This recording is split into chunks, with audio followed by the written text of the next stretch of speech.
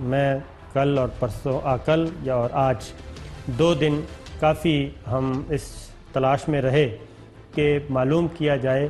کہ آخر یہ ماجرا کیا تھا کہ آنن فانن یہ سب کچھ ہوا یا پھر یہ ایک سوچی سمجھی پلاننگ تھی انڈیا کی طرف سے اور کچھ اور۔ بھٹی صاحب، آپ بھی 2 دن کافی مصروف ہیں اور میں بھی۔ جو اب تک چیز سامنے آئی ہے وہ تو یہی ہے کہ پاکستان کو ہم پہلے بھی ذکر کر چکے ہیں، تقریباً 4 ماہ پہلے سے یہ پتہ تھا اور یہ انفارمیشنز تھیں کہ انڈیا خاص طور پہ مودی سرکار ایک تو سیاسی طور پہ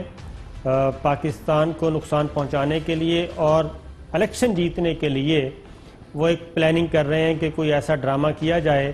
انڈیا کے علاقے میں کہ اس کا سارا ملبہ پاکستان پہ ڈالا جائے اور اس کے بعد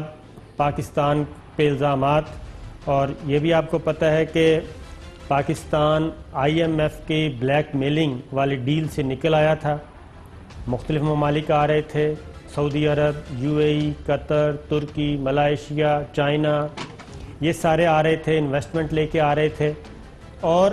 اس کے نتیجے میں پاکستان ایک استحکام کی طرف جا رہا تھا۔ لیکن انڈیا کو اور ایک دو اور ملک ہیں ان کو یہ صورتحال شاید کوئی اتنی اچھی نہیں لگی اور انہوں نے یہ پلان کیا۔ آپ کے پاس انسائیڈ سٹوری کیا ہے؟ ذرا پہلے آپ کے پاس آتے ہیں۔ بسم اللہ الرحمن الرحیم۔ صابر صاحب، کچھ عرصہ سے پاکستان اکانومی طور پہ بہتر ہو رہا تھا۔ کشمیر ایشو پوری دنیا میں بھارت کی رسوائی کا اور دہشت گردی کا باعث بن رہا تھا کہ پوری دنیا میں یہ بات اجاگر ہو گئی تھی کہ بھارت میں کوئی دوسرا کشمیر میں کوئی دوسرا ملک نہیں، وہاں کے لوگ آزادی کے لیے جنگ لڑ رہے ہیں اور آزادی کی حد تک آخری جا رہے ہیں۔ اس کے بعد پاکستان میں سی پیک شروع ہوا، اکانومی آئی، سعودی عرب آیا، دیگر ممالک آئے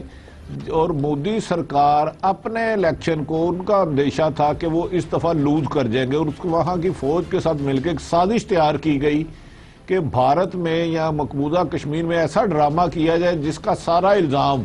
پاکستان پر لگا دیا جائے اور پاکستان کو دہشت گرد ڈکلیئر کرنے کی ناکام کوشش کی گئی۔ جس کے بعد آپ کو یاد ہوگا چند روز قبل انہوں نے اپنے 2 جہاز پاکستان میں بھیجے 2 درخت گرانے کے لیے۔ اس کے بعد جب پاکستان نے اگلے دن ان کے 2 جہاز گرائے، ان کے پائلٹ پکڑے، اس کے بعد انہوں نے 27 کی رات کو پاکستان کے 7 سے 8 علاقوں ایریز میں اہم تنصیبات پر میزائل حملے کی سازش کی گئی، جس کا پاکستان نے بر وقت علم ہونے پر ان کو بتا بھی دیا کہ آپ یہ سازش کر رہے ہیں، یہ مناسب نہیں، اور پاکستان کا اس کے سدباب بھی کر لیا۔ تو جیسے ابھی آپ نے فرمایا، یہ بھارت اکیلا اتنی ہمت نہیں کر پایا۔ بھارت سے کافی دور ایک 2 ممالک ہیں جن کی نہ صرف انہوں نے ان کو جنگی سامان مہیا کیا اور اس پوری اسٹریٹجی میں وہ اس کے حصے دار تھے کہ پاکستان کو نقصان پہنچایا جائے، لیکن الحمدللہ پاکستان کی پاک فوج، پاکستان کی بری فوج پوری تیار تھی منہ توڑ جواب دینے کے بعد یہ سٹیج آ گئی کہ اب مودی اپنے ہی ملک کے دانشوروں کو، اپنے ہی ملک کے دفاعی تجزیہ نگاروں کو اور اپنی ہی میڈیا کا نشانہ بن رہا ہے کہ آپ کا ٹوپی ڈرامہ ختم ہو گیا، پاکستان پورا امن ملک ہے اور آپ الیکشن کے لیے دنیا کو تباہی کے دہانے پہ لے جا رہے ہیں۔